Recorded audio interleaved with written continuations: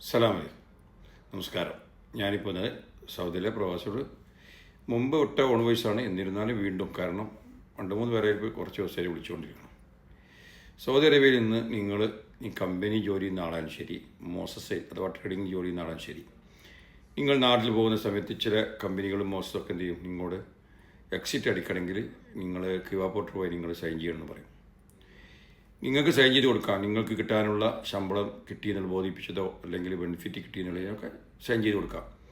Sign ചെയ്ത് കൊടുക്കുന്ന സമയത്ത് നിങ്ങൾ നോക്കണം അതിലെന്താണ് എഴുതിയതെന്നുള്ളത്. അത് എഴുതിയത് ശ്രദ്ധിക്കാതെ സൈൻ ചെയ്ത് കൊടുത്ത ആളുകൾ കുടുങ്ങിയ ആളുകളുണ്ട്. കാരണം നിങ്ങൾ ചെയ്യുന്ന ജോലി നിങ്ങൾ എക്സിറ്റ് അടിച്ച് പോയിട്ട് മറ്റൊരു കമ്പനി ഇതേ തരത്തിലുള്ള ജോലി ചെയ്യാൻ പാടില്ല. 2 വർഷത്തിനോ 5 വർഷത്തിനോ ആയിരിക്കും അവർ ഇങ്ങോട്ട് സൈൻ ചെയ്യിക്കുന്നത്. അത് നോക്കാതെ നിങ്ങൾ സൈൻ ചെയ്ത് കൊടുത്ത് വന്നു കഴിഞ്ഞാൽ അവർ നിങ്ങളുടെ പേരിൽ അതേ ജോലി തുടരുകയാണെങ്കിൽ കേസ് കൊടുക്കാൻ വളരെ കൂടുതലാണ്. കാരണം അങ്ങനെയുള്ള ആളുകളാണെങ്കിൽ നിങ്ങൾ ചെയ്യുന്ന ജോലിൻ്റെ അതേ പ്രൊഫഷനുള്ള ആളാണെങ്കിൽ ആ പ്രൊഫഷണൽ വിസ എടുത്ത് വരാൻ പാടില്ല. നിങ്ങൾ മറ്റേതെങ്കിലും തരത്തിൽ ലേബറോ മറ്റോ പ്രൊഫഷൻ എടുത്ത് വരാം. അപ്പോൾ ഇനിയിപ്പോൾ അതേ പ്രൊഫഷൻ എടുത്ത് വന്നിട്ട് ജോലി ചെയ്യുന്ന ആളാണെങ്കിൽ അവർ നിങ്ങൾ കേസ് കൊടുക്കുകയാണെങ്കിൽ നിങ്ങൾ എന്ത് ചെയ്യുക, നിങ്ങൾ ആ പ്രൊഫഷൻ മാറുക.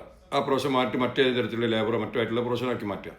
നിങ്ങൾ കേസ് കൊടുത്തു കഴിഞ്ഞാലും നിങ്ങൾക്ക് കേസ് കൊടുത്ത് നിങ്ങൾ കോടതിയിലായിട്ട് ഇരിക്കുന്ന ജൽസായിട്ട് ഇരിക്കുന്ന സമയത്ത് നിങ്ങൾക്ക് പറയാം എൻ്റെ പ്രൊഫഷൻ അതല്ല, എൻ്റെ ജോലി അതല്ല, നിങ്ങൾക്ക് വാദിക്കാം. അങ്ങനെ നിങ്ങൾക്ക് കേസുമായിട്ട് തുടരാം. അല്ലാതെ നിങ്ങൾ അതേ രീതിയിലുള്ള ജോലി തുടരുമ്പോൾ അവർ നിങ്ങൾക്ക് കേസ് കൊടുത്തു കഴിഞ്ഞാൽ നിങ്ങൾക്ക് അതിനുള്ള ബുദ്ധിമുട്ടും കാര്യങ്ങളും ഉണ്ടാവും. അപ്പോൾ അതുകൊണ്ട് നിങ്ങൾ ചെയ്യുന്ന ജോലി ആണെങ്കിൽ അതേ തരത്തിലുള്ള ജോലിയാണെങ്കിൽ നിങ്ങൾ പ്രൊഫഷൻ മാറ്റി മറ്റേതെങ്കിലും തരത്തിലുള്ള ജോലി തുടരുകയോ മറ്റോ ചെയ്യാം. അപ്പോൾ നിങ്ങൾ സൈൻ ചെയ്യുമ്പോൾ തന്നെ ശ്രദ്ധിക്കുക, എക്സിറ്റ് അടിക്കുമ്പോൾ എന്താണ് അവർ നിങ്ങളോട് സൈൻ ചെയ്യാൻ പറയുന്നത് ശരിക്കും വായിച്ച് നോക്കുക. ഏത് തരത്തിലുള്ള ഭാഷയിലേക്കും നിങ്ങൾക്ക് ട്രാൻസ്ലേഷൻ ചെയ്ത് വായിക്കാനുള്ള സൗകര്യമുണ്ട്. മറക്കണ്ട, ആരും ബുദ്ധിമുട്ടാകരുതെന്ന് മാത്രം പറഞ്ഞുകൊണ്ട്. ഓക്കെ, സംശയം കൊടുക്കാം. അസ്സലാമു അലൈക്കും.